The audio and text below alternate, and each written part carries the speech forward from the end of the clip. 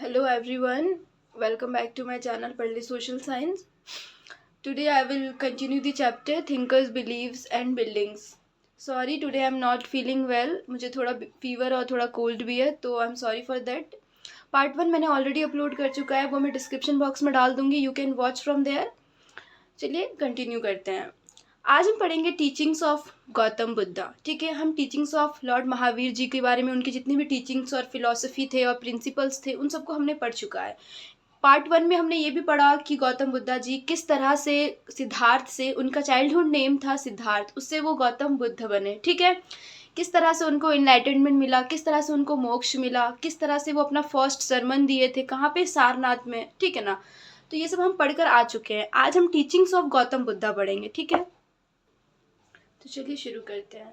तो गौतम बुद्धा जी की जितनी भी टीचिंग्स है, वो जितने भी अपने लाइफ में टीच किए हैं लोगों को, उनका जो धम्मा था और उनका फिलॉसफी, जितनी भी टीचिंग्स है, वो हमें मिला है सुत्ता पिटाका से. गौतम बुद्धा जी के 3 पिटाका है, 3 बास्केट्स. पहला है विनय, फर्स्ट है आई गेस विनय पिटाका, फिर है सुत्ता पिटाका, फिर अभिधम्मा पिटाका. ठीक है, तो ये जो सेकंड बुक है सुत्ता पिटाका, ये बुद्धिस्ट टेक्स्ट है, एक बुद्धा का त्रिपिटाका में से एक किताब है, जिससे हम रिकंस्ट्रक्ट किए हैं जितने भी टीचिंग्स थे गौतम बुद्धा जी के. ठीक है, तो चलिए हम टीचिंग्स को पढ़ते हैं कि उनका क्या फिलॉसफी था, उनका क्या सोच था, वो किस तरह से अपनी टीचिंग्स को लोगों तक फैलाते थे, अपनी जो फिलॉसफी था वो किस तरह से लोगों तक स्प्रेड करते थे.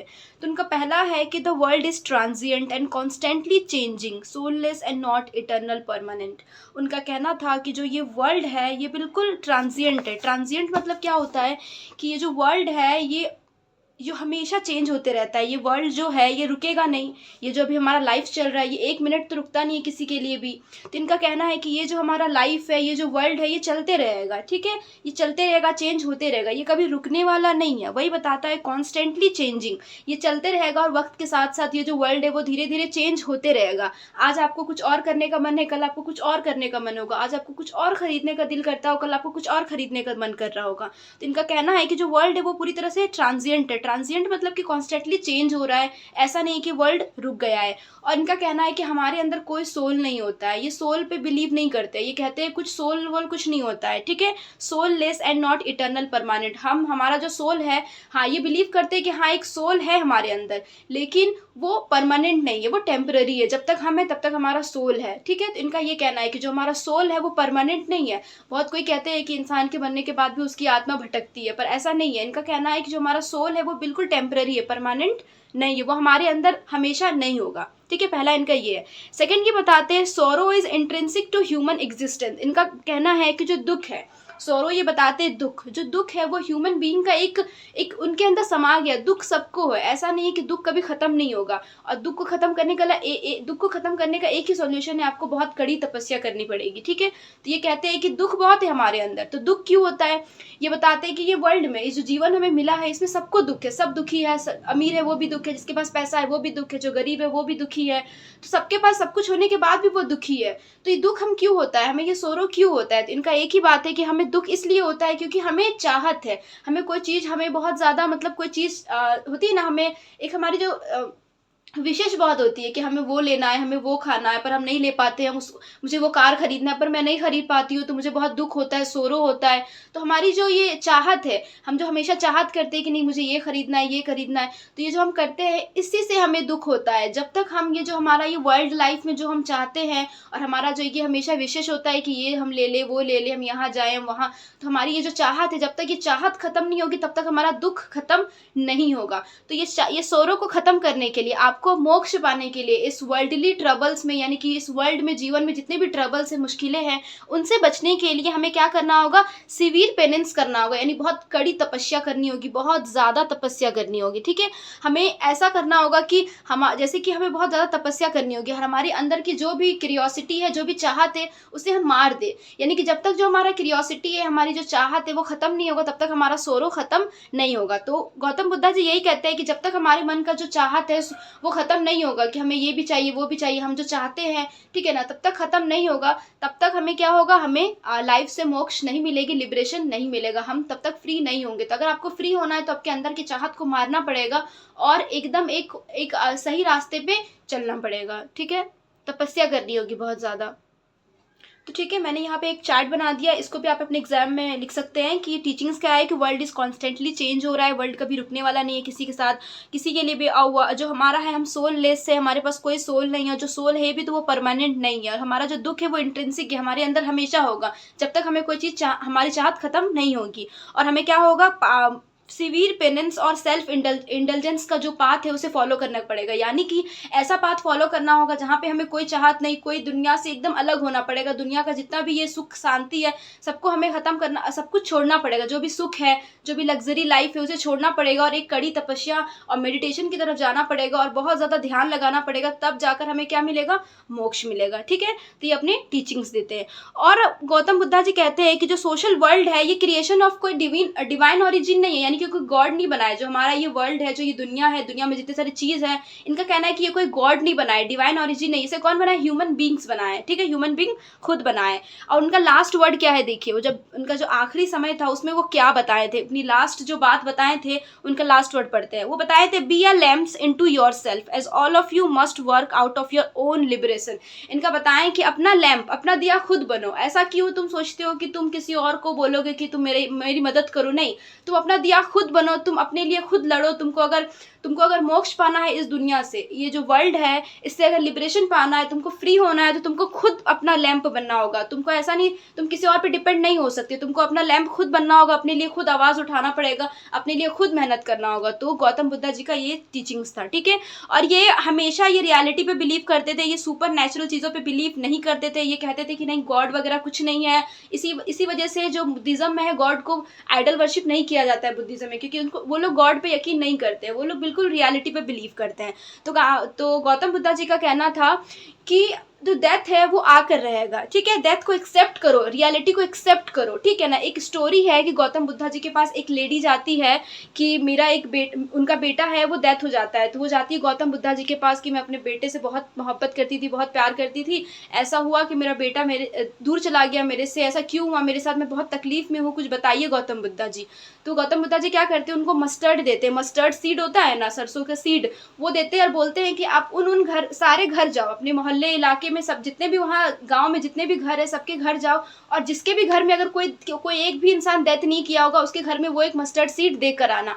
पूरा घूमी वो जो लेडी थी, वो पूरा घूमी वो औरत, लेकिन उनको ऐसा एक भी घर नहीं मिला जहाँ पे कोई भी एक पर्सन, कोई भी एक फैमिली पर्सन, कोई मेंबर वहाँ पे डेथ नहीं किया हो। तो वही गौतम बुद्धा जी कहते हैं कि डेथ इज रियलिटी, डेथ को एक्सेप्ट करो, डेथ को जो रियल है उसको एक्सेप्ट करना चाहिए। हमें ऐसा नहीं सोचना चाहिए कि नहीं ये दुख लेकर नहीं बैठ जाना चाहिए। तो ये बताते हैं गौतम बुद्धा जी की टीचिंग्स में। ठीक है, तो ये था गौतम बुद्धा जी का टीचिंग। आई होप आपको क्लियर हो रहा होगा। चलिए अब हम पढ़ेंगे फॉलोअर्स ऑफ दी बुद्धा, यानी कि गौतम बुद्धा जी को जो भी फॉलो करता था उनको एक ऑर्गेनाइजेशन को ज्वाइन करना पड़ता था, उसे हम कहते हैं संघ। यानी कि चलो सब संघ आ जाओ, यानी कि सब साथ आ जाओ। संघ मतलब होता है साथ, टुगेदर। ठीक है, तो एक ऑर्गेनाइजेशन है जहाँ पे जितने भी मॉन्क्स है वो रहते हैं, वहाँ पे एक ऑर्गेनाइजेशन में मॉन्क्स रहते हैं, और वो क्या होते हैं, धम्मा को टीच करते हैं लोगों को। यानी कि अगर मैं मॉन्क बन गई, ठीक है, अगर कोई है जो बुद्धिज्म को अगर वो अडॉप्ट कर ले और बुद्धिज्म को फॉलो करने लगे, तो उसे क्या ज्वाइन करना पड़ेगा, संघ ज्वाइन करना पड़ेगा, और वो टीचर बन जाएगा, टीचर ऑफ धम्मा। यानी कि जो फिलॉसफी था बुद्धिज्म का, जो गौतम बुद्धा का फिलॉसफी था, वो लोगों को टीच करेगा। तो ये था जो भी अगर बुद्धिज्म को ज्वाइन करना चाहता है उसे संघ ज्वाइन करना पड़ेगा। संघ एक ऑर्गेनाइजेशन है जहाँ पे बहुत सारे लोग ज्वाइन करते हैं, ठीक है, बुद्धिज्म को ज्वाइन करने के लिए। चलिए हम पढ़ते हैं मॉन्क्स के बारे में। तो जितने भी मॉन्क्स, यानी कि जितने भी मॉन्क्स हैं जो भी बुद्धिज्म को फॉलो करते हैं और संघ में ज्वाइन करते हैं, उनको बहुत सिंपल लाइफ जीना पड़ेगा। यानी कि उनका जो मतलब उनको क्या पड़ेगा, बहुत सिंपल लाइफ जीना पड़ेगा। उनका जो भी एसेंशियल है, जो ज़रूरत है उतना ही, यानी कि उसको अगर 2 रुपये की ज़रूरत है तो वो 2 ही रुपये लेगा। ठीक है ना, भिक्षा हम कहते हैं उसे, भिक्षा।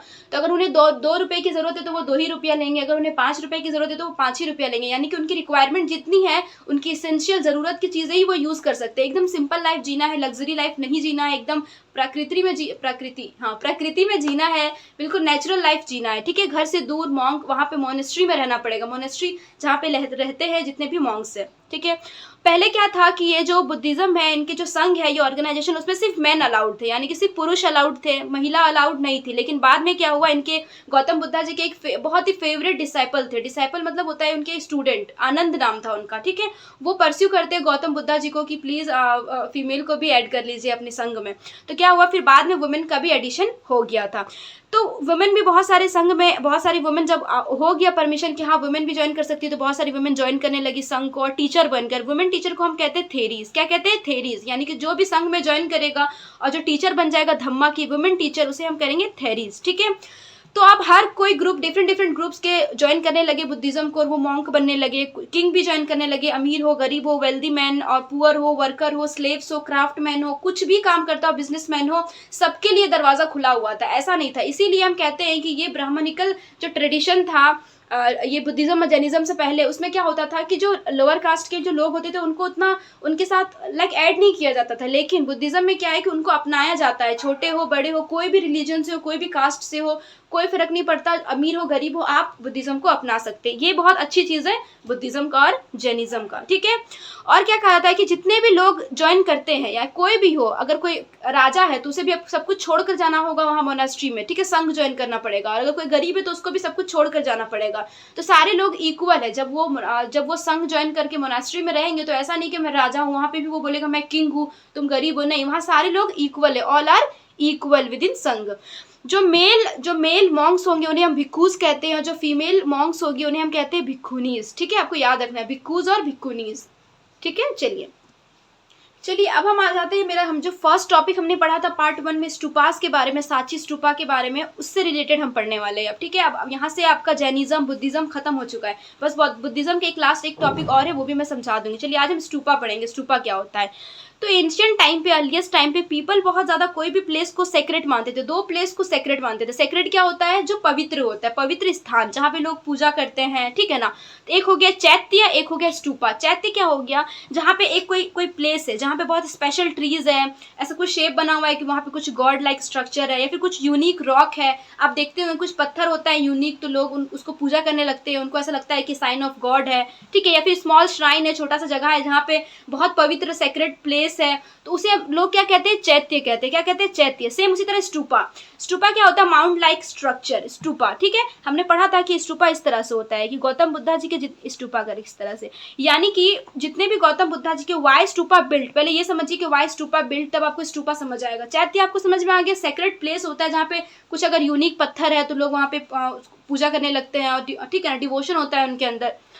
तो स्टूपास थे वो क्यों बनाए जाते हैं? तो क्या हुआ, ऐसा माना जाता है कि गौतम बुद्धा जी के जितने भी रेलिक्स थे, यानी कि उनके बॉडी के कुछ बचे हुए जो हिस्से थे, या फिर वो कोई सामान यूज कर रहे होंगे। ठीक है, गौतम बुद्धा जी कोई ऑब्जेक्ट यूज कर रहे होंगे, उसे क्या किया जाता है? डिस्ट्रीब्यूट किया जाता है कि हाँ यहाँ डिस्ट्रीब्यूट कर दिया जाता है, और वहाँ पे क्या बनाया जाता है? एक बॉक्स में डालकर उस जो बॉडी का, और जो बॉडी का जो भी पार्ट है वो जो बचा हुआ है उसको उस बॉक्स में डालकर उसको बरी कर देते हैं, यानी कि दफना दिया जाता है, और उसके ऊपर एक माउंट बना दिया जाता है इस तरह से। उसे हम क्या कहते हैं? स्टूपा कहते हैं। तो इस चैप्टर में हम 2 स्टूपा के बारे में पढ़ेंगे, एक सांची स्टूपा, एक हम पढ़ेंगे आम्रवती स्टूपा।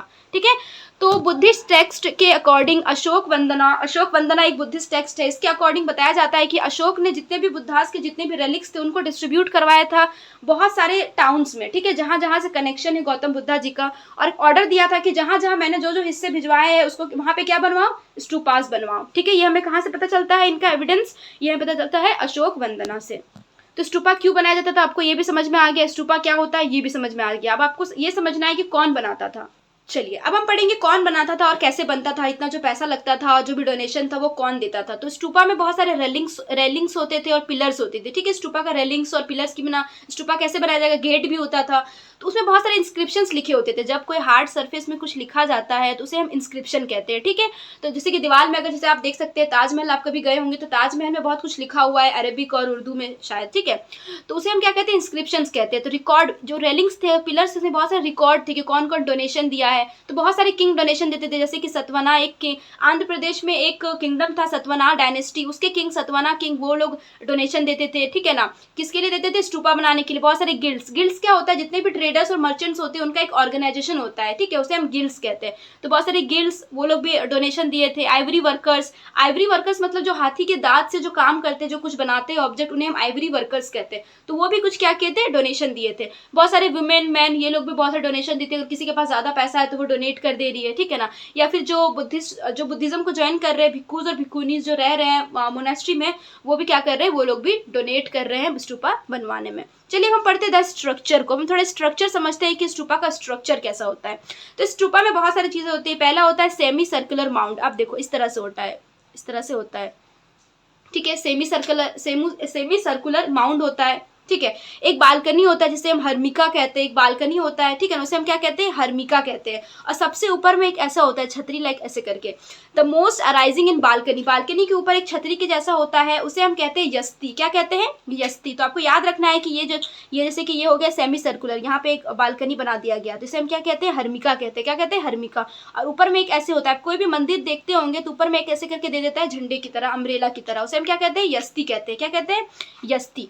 तो जितने भी स्तूपा थे, और सांची स्तूपा के बारे में अभी हम पढ़ रहे हैं, तो सांची स्तूपा में क्या था, जितने भी लोग आते थे वो ईस्टर्न गेटवे से आते थे। जैसे कि ये स्तूपा है, ठीक है, तो स्तूपा में ये ईस्टर्न गेट है, पूरा गेट बना हुआ था सर्कुलर में, तो यहाँ से लोग एंटर कर रहे थे, ईस्टर्न गेटवे से एंटर करते हुए क्लॉकवाइज ऐसे करके, क्लॉकवाइज, क्लॉक कैसे चलते हैं, ऐसे चलते, क्लॉकवाइज वो लोग पूरा वॉक कर कर फिर यहाँ से निकल जाते थे। यानी कि वर्शिपर्स, जितने भी वर्शिपर्स आते थे स्तूपा में वर्शिप करने के लिए, पूजा करने के लिए, वो लोग आते हैं ईस्ट की तरफ से, ईस्टर्न गेटवे से, और वॉक करते हैं पूरा क्लॉकवाइज डायरेक्शन से, और अपने वो वर्शिप करके चले जाते हैं। तो ये था पूरा सांची स्तूपा का, और किस तरह से स्तूपा बनाया जाता था, कौन डोनेट करते थे। अब हम थोड़ा कंपेयर करेंगे दो स्तूपा को, एक आम्रवती, एक सांची। सांची अभी तक एग्जिस्ट कर रहा है, लेकिन आम्रवती डिस्ट्रॉय हो चुका है। क्यों डिस्ट्रॉय हुआ, और ऐसा क्या कारण था कि आम्रवती खत्म हो गया, टूट गया, डिस्ट्रॉय हो गया, रुइन हो गया, लेकिन सांची स्तूपा अभी भी रुइन नहीं हुआ है, उसको प्रिजर्व करके रखा गया है, ठीक है। तो आम्रवती स्तूपा लोकेटेड है आंध्र प्रदेश में, ए से आम्रवती, ए से आंध्र प्रदेश, सिंपल। सांची स्तूपा लोकेटेड है मध्य प्रदेश में, ठीक है, किससे लोकेटेड है, मध्य प्रदेश में। तो आप समझ जाइएगा, अगर ए है तो आंध्र प्रदेश से जो बच गया वो है मध्य प्रदेश। आम्रवती स्तूपा को रुइन कर दिया गया, पूरी तरह से डिस्ट्रॉय कर दिया गया, और सांची स्तूपा को डिस्ट्रॉय नहीं किया गया, आज भी वो प्रिजर्व है। पर ऐसा क्यों, इसका क्या रीजन है, इसके रीजन चलिए पढ़ते हैं। पहला रीजन है, इसमें हम 5 रीजन पढ़ेंगे। पहला है लेट डिस्कवरी, जो आम्रवती है उसका डिस्कवरी लेट से हुआ है, लेकिन सांची स्तूपा का डिस्कवरी बहुत पहले हो गया था, इससे पहले हुआ था सांची स्तूपा का डिस्कवरी। तो पहले अगर हमें ये मिल गया तो हम इसको प्रिजर्व किए, इसको हम प्रोटेक्ट किए, लेकिन ये हमें नहीं मिला, इसे तोड़ दिया गया। 1796 में क्या हुआ, एक लोकल किंग रुइन कर दिया आम्रवती स्तूपा को, बोले कि इसका जो भी मटेरियल था, आम्रवती स्तूपा का जो भी मटेरियल था, उस जगह पे क्या करने लगे ये लोग, ये चाहते थे, ये जो लोकल किंग थे वो चाहते थे कि हम एक मंदिर बनाएंगे, एक टेम्पल बनाएंगे। फिर बाद में आम्रवती स्तूपा को डिसाइवर किया गया, सॉरी, आम्रवती स्तूपा को डिस्कवरी किया गया कॉलिन मैकेंजी की तरफ से, ठीक है। कॉलिन मैकेंजी ने क्या किया, आम्रवती स्तूपा को उसको डिस्कवर किया। थोड़ा टूट गया था, रुइन हो चुका था, लेकिन फिर भी इन्होंने डिस्कवर कर दिया कि यहाँ पे एक स्तूपा था, एक टाइम पे बहुत ही ज़्यादा अच्छा स्तूपा था। सेकंड ये था कि आम्रवती जो स्तूपा था, आम्रवती पे कोई पैट्रोनेज नहीं था। पैट्रोनेज क्या होता है, जब कोई एड प्रोवाइड करता है, कोई मदद प्रोवाइड करता है, कोई पैसा प्रोवाइड करता है कोई चीज़ को प्रिजर्व करने के लिए। जैसे कि सांची स्तूपा है, तो सांची स्तूपा को प्रिजर्व करने के लिए बेगम हजरत महल थी, शाहजहां बेगम थी, शाहजहां बेगम थी और सुल्तान जहां बेगम, ये लोग क्या की थी, भोपाल की ये लोग रानी थी। ये लोग सांची स्तूपा के लिए पैट्रोनेज दी थी, पैसा दी थी, उसको प्रोटेक्ट करने के लिए पैसा लगाई थी, ठीक है। लेकिन आम्रवती स्तूपा में कोई पैट्रोनेज नहीं था, कोई उस पर ध्यान नहीं दे रहा था। थर्ड है restrictions on British in Sanchi but not in Amravati. क्या था कि जो सांची स्तूपा है उस पर रेस्ट्रिक्शंस था। किसका रेस्ट्रिक्शंस था, ब्रिटिशर्स पे रेस्ट्रिक्शंस था कि आप आम्रवती सांची पे कोई छेड़खान नहीं कर सकते। तो आप देखे होंगे कि फर्स्ट पार्ट में हमने फर्स्ट ही वीडियो में पढ़ा था कि कैसे शाहजहां बेगम के पास बहुत सारे फ्रेंच और ब्रिटिशर्स आए थे कि मुझे ईस्टर्न गेट को लेके जाना है सांची का, लेकिन फिर वो लोग क्या हुआ, ये लोग परमिशन नहीं दी। जो शाहजहां बेगम थी, ये लोग क्या की परमिशन नहीं दी, इस वजह से क्या हुआ, वो लोग फिर उसका प्लास्टर एक कॉपी बनाकर ले गए, ओरिजिनल नहीं लेके गए। तो सांची में इस तरह से प्रोटेक्ट किया गया, लेकिन आम्रवती को प्रोटेक्ट नहीं किया गया था। आम्रवती को कोई भी डिस्ट्रॉय कर रहा था, कोई ध्यान नहीं दे रहा था। लास्ट है क्लाइमेट एंड टेम्परेचर, फोर्थ है climate and temperature. Sanchi stupa का जो क्लाइमेट है, वो जहाँ पे सांची स्तूपा है वहाँ का क्लाइमेट है सेमी एरिड, यानी कि सूखा है, वहाँ पे ज्यादा ह्यूमिड नहीं है, ज्यादा नमी नहीं है। लेकिन जहाँ पे आम्रवती का स्तूपा है साउथ में, ठीक है, आंध्र प्रदेश में, वहाँ पे हॉट और वेट क्लाइमेट है, थोड़ा गीला क्लाइमेट है, ह्यूमिड क्लाइमेट है। उसकी वजह से क्या हो रहा था, आम्रवती जल्दी से डिस्ट्रॉय हो गया। आप कोई भी देखते हो, कोई मटेरियल अगर जल्दी उसमें पानी लगेगा या फिर अगर ह्यूमिड और वेट रीजन में होगा, जहाँ पे थोड़ा ज्यादा पानी और नमी होगा, वहाँ पे वो चीज़ जल्दी खराब हो जाता है, लेकिन सूखा जगह पे जल्दी वो चीज़ खराब नहीं होता। तो ये एक प्रॉब्लम था, क्लाइमेट और टेम्परेचर की वजह से भी दिक्कत होता था। लास्ट था royal visit and local maintenance. सबसे इंपॉर्टेंट मुझे यही लगता है कि आम्रवती में मेंटेनेंस, सांची स्तूपा में बहुत ज़्यादा उसको मेंटेन किया जाता था। वहाँ पे लोग अक्सर आना जाना करते थे, उसको ध्यान देते थे, प्रोटेक्ट करते थे, प्रिजर्व करते थे। लेकिन आम्रवती को कोई प्रोटेक्शन नहीं मिला था, लेकिन कोई रॉयल प्रोटेक्शन नहीं था आम्रवती को, लेकिन सांची स्तूपा को रॉयल प्रोटेक्शन था। कौन कर रहे थे रॉयल प्रोटेक्शन, शाहजहां बेगम कर रही थी, सुल्तान जहां बेगम कर रही थी, लेकिन आम्रवती पे कोई प्रोटेक्शन नहीं था। तो इस तरह से हम समझ सकते हैं कि सांची स्तूपा आज भी प्रिजर्व है, आज भी हम उसे देखने जा सकते हैं, लेकिन आम्रवती स्तूपा पूरी तरह से रुइन हो चुका है, खत्म हो चुका है। चलिए अब वापस आ जाते हैं बुद्धिज़्म पे। चलिए बुद्धिज़्म के कुछ स्कल्पचर समझते हैं, कुछ हम सिंबल समझते हैं। तो हिस्टोरियंस थे बहुत सारे स्कल्पचर को देख। स्कल्पचर क्या होता है कि कोई मूर्ति बना है या फिर कोई बिल्डिंग है, वो स्कल्पचर कहलाता है, ठीक है। अगर उसमें कुछ ड्राइंग बना हुआ है, यानी ड्राइंग नहीं, उसमें कुछ इंस्क्रिप्शंस बना हुआ है, ठीक है, तो कुछ सिम्बल्स बना हुआ है स्कल्पचर में। तो हमें बहुत सारे स्कल्पचर में बहुत सारे सिम्बल्स मिले, यानी कोई मंदिर है उसमें बहुत सारे सिम्बल्स मिले, हमें चिन्ह मिले जिनसे हम आइडेंटिफाई किए बहुत सारी चीज़ें बुद्धिज़्म को लेकर। तो हमें एक एम्प्टी सीट मिला है, तो एम्प्टी सीट, खाली सीट मिला है, तो हम ऐसे अनुमान लगाते हैं कि यहाँ पे शायद गौतम बुद्धा जी बैठकर मेडिटेशन करते होंगे, ठीक है, ये हम अनुमान लगाएं। चलिए उसके बाद हमें बहुत सारे ट्रीज मिले हैं स्कल्पचर में। तो ट्री से हम ये समझ सकते हैं कि जो गौतम बुद्धा जी थे वो अंडर बोधि ट्री के नीचे बैठकर इनलाइटनमेंट पाए थे। कहाँ पे? बोध गया में, ठीक है। तो इवेंट था गौतम से रिलेटेड, गौतम बुद्धा से रिलेटेड, इस वजह से ट्री भी हमें दिखाई देता है। व्हील हमें दिखाई देता है, व्हील जो होता है, ठीक है ना, व्हील दिखाई देता है कि उसी व्हील में बैठकर जो गौतम बुद्धा जी, सॉरी बैठकर नहीं, एक व्हील हमें दिखाई देता है। देखिए जो ये हमें व्हील दिखाई देता है, इससे हम ये समझ सकते हैं कि ये जो व्हील है, इससे ये हम आइडेंटिफाई करते हैं कि इसी व्हील के पास बैठकर गौतम बुद्धा जी क्या किए थे? अपना पहला सरमन दिए थे। पहला सरमन यानी कि पहला स्पीच दिए थे जब उनको इनलाइटनमेंट मिला था बोध गया में। उसके बाद वो पहला सरमन दिए थे, स्पीच दिए थे सारनाथ में, ठीक है। उसके बाद हमें स्टूपा दिखता है, तो स्टूपा से हम ये समझ सकते हैं कि महापरिनिब्बना समझ सकते हैं कि स्टूपा है, जितने भी हमें स्टूपास मिले हैं, ठीक है ना। चलिए अब यहाँ से क्या हो गया? बुद्धिज्म का एक नया मोड़ आया, नया मुख आया। फर्स्ट सेंचुरी से क्या हुआ? बुद्धिज्म में बहुत सारे चेंजेस आने लगे, बुद्धिज्म में भी अलग अलग सेक्ट बनने लगे, बुद्धिज्म भी डिवाइड होने लगा। जो ओल्ड फॉर्म ऑफ बुद्धिज्म था उसे हम हीनयान कहते हैं। जो नया फॉर्म ऑफ बुद्धिज्म बन गया फर्स्ट सेंचुरी में, बुद्धिज्म दो हिस्सों में बढ़ गया, उसे हम कहते हैं महायान। जो भी हीनयान को फॉलो करेगा उसे हम लेजर व्हीकल कहते हैं, जो महायान को फॉलो करता है उन्हें हम ग्रेटर व्हीकल कहते हैं, ठीक है। जो हीनयान के जितने भी बुद्धिस्ट थे वो बहुत ज़्यादा इंपॉर्टेंस देते हैं सेल्फ एफर्ट को। जब भी आपको लिबरेशन पाना है, मोक्ष पाना है, तो आपको बहुत कड़ी तपस्या करनी होगी, खुद से सेल्फ एफर्ट्स डालना पड़ेगा। लेकिन न्यू रिलीजियस ट्रेडिशन में, महायान में क्या हुआ? महायान में ऐसा नहीं है। महायान में क्या है कि आपको लिबरेशन पाए या ना पाए, यानी कि आप जरूरी नहीं कि आप लिबरेशन लो ही नहीं, लेकिन दूसरों की मदद कर यूनिवर्सल लिबरेशन आप पा सकते हो, दूसरों की मदद कर, ठीक है ना। दूसरों की मदद करिए, लिबरेशन लेना उतना जरूरी नहीं है। महायान बुद्धिज्म में ये है। हीनयान में आइडल वर्शिप नहीं होता है। हीनयान में जितने भी मॉन्क्स है, जितने भी बुद्धिस्ट है, उनका कहना है कि नहीं, हमें मूर्ति पूजन नहीं करना है। लेकिन महायान जो फॉलो करते हैं बुद्धिज्म को, उनका है कि नहीं, आइडल वर्शिप हम करेंगे। और आइडल वर्शिप ये किसका करते हैं? ये करते हैं बोधिसत्ता का। बोधिसत्ता क्या होता है कि ऐसा माना जाता है कि गौतम बुद्धा जी के बाद भी उनके एसेंस, यानी उनके इनकारनेशन, उनके अवतार में बहुत सारे बोधिसत्ता है। गौतम बुद्धा ही वो है, लेकिन वो उनके अवतार है, रियल गौतम बुद्धा नहीं है। तो बोधिसत्ता का जो कंसेप्ट है ये डेवलप हुआ कि गौतम बुद्धा जी के इतना नॉलेज जानने वाले बोधिसत्ता आने लगे, ठीक है। उनका हम क्या करेंगे? पूजा करेंगे, उनका हम आइडल वर्शिप करेंगे। बोधिसत्ता जी का स्टैचू बनने लगा। रुकिए मैं आपको दिखाती हूँ। देखिए ये है बोधिसत्ता। आपको लगेगा कि हाँ पूरे गौतम बुद्धा है, लेकिन ये गौतम बुद्धा नहीं, ये उनका एसेंस है, उनका अवतार है। उनके बाद गौतम बुद्धा जी की तरह ही बहुत सारे लोग आए, ठीक है। उसके बाद ये पाली लैंग्वेज यहाँ पे बहुत ज़्यादा फेमस था। यहाँ पे संस्कृत लैंग्वेज बहुत ज़्यादा फेमस था। हीनयान में पाली और महायान में संस्कृत। यहाँ पे इन पे ये लोग गॉड पे यकीन नहीं करते थे। हीनयान लोग गॉड पे यकीन नहीं करते थे, क्योंकि वो बिल्कुल ओल्ड फॉर्म ऑफ बुद्धिज्म है। ओरिजिनल टीचिंग जो बुद्धा का है वो ये लोग फॉलो करते हैं। लेकिन महायान में क्या है, अपने से ये लोग बहुत कुछ ऐड भी किए, और ये लोग क्या करते हैं? गॉड पे यकीन करते हैं। तो ये कुछ चेंजेस आ गया बुद्धिज्म में फर्स्ट सेंचुरी सी में। फर्स्ट सेंचुरी बीसी नहीं, फर्स्ट सेंचुरी सी में बुद्धिज्म भी डिवाइड हो गया। Hinayana old form of Buddhism और महायान नया न्यू ट्रेडिशन आ गया। चलिए अब हम समझते हैं कि बुद्धिज्म तो चलो 6th सेंचुरी में, 7th सेंचुरी में, 8th सेंचुरी में बुद्धिज्म चल रहा था, ठीक है। सॉरी 6th सेंचुरी में, 5th सेंचुरी में, 4th सेंचुरी पीछे आने लगते हैं ना हम डेट वाइज। फर्स्ट सेंचुरी में बुद्धिज्म चल रहा था, लेकिन उसके साथ साथ में हिंदुइज्म में क्या हो रहा था, क्या ग्रोथ हो रहा था? क्योंकि हिंदुइज्म तो शुरू से चलते आ रहा ऋग्वेद के टाइम से।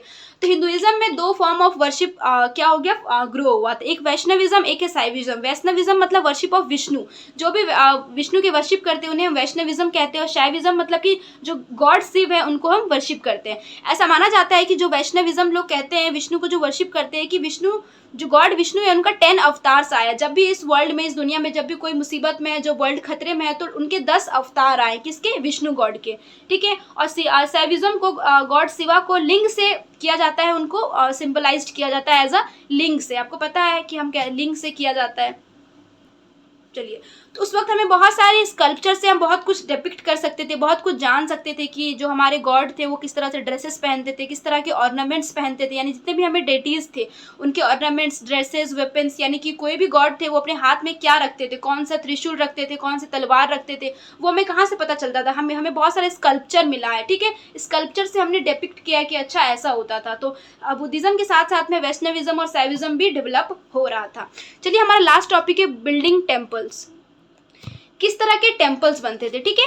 तो अर्ली शुरू के टेम्पल्स में क्या थे, स्मॉल एक रूम हुआ करता, जैसे हम कहते हैं गरीब ग्रह मतलब इमेज और आइडल, जहाँ पे मूर्ति को रखा जाएगा। जैसे कि अभी भी आप देखते हैं कि कोई भी मंदिर जाओगे तो एक रूम आपको दिखेगा जहाँ पे सिर्फ मूर्ति को रखा जाता है, उसे पहले कहा जाता था गरीब ग्रह, ठीक है। उसके बाद एक टॉल स्ट्रक्चर होता था, इस तरह करके टॉल स्ट्रक्चर, उसे हम कहते हैं सिखारा, ठीक है ना, सिखारा कहते हैं ऐसे करके, जैसे कि बहुत लंबा लंबा टॉल स्ट्रक्चर बनाया जाता है, तो उसे हम कहते हैं सिखारा। फिर एक गेट वेज भी होता था कि आप एक इस गेट से एंटर कर सकते हैं। फिर बहुत सारे पिलर्स होते थे बिल्डिंग्स में, सॉरी टेम्पल्स में बहुत सारे पिलर्स होते थे। उस टाइम पे क्या होता था, बहुत सारे रॉक को, यानी कि बहुत सारे रॉक को काट कर एक केव टेम्पल बनाया जाता था, बहुत जैसे केव गुफा में टेम्पल बनाया जाता था। उसका एक एग्जाम्पल है कैलाशनाथ टेम्पल।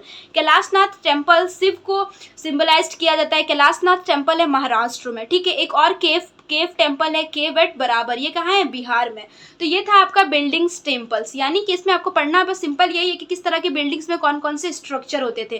तो एक होता था कि नॉर्मल टेम्पल्स बनाया जाता था, एक था कि रॉक को काट कर केव टेम्पल्स बनाया जाता था, जिसके 2 एग्जाम्पल है, कैलाशनाथ टेम्पल और केव टेम्पल एट बराबर, ठीक है। बेस्ट ऑफ लक, पूरा चैप्टर कंप्लीट हो चुका है। आई होप सब कुछ क्लियर हो गया। अगर आपको कोई भी डाउट है तो प्लीज़ कमेंट में मुझे बताइए, और मेरे इंस्टाग्राम पे मुझे फॉलो करिए, वहाँ आपको सारा नोट्स मिल जाएगा। एंड स्टे ट्यून और अच्छे से पढ़ाई करिए। Best of luck.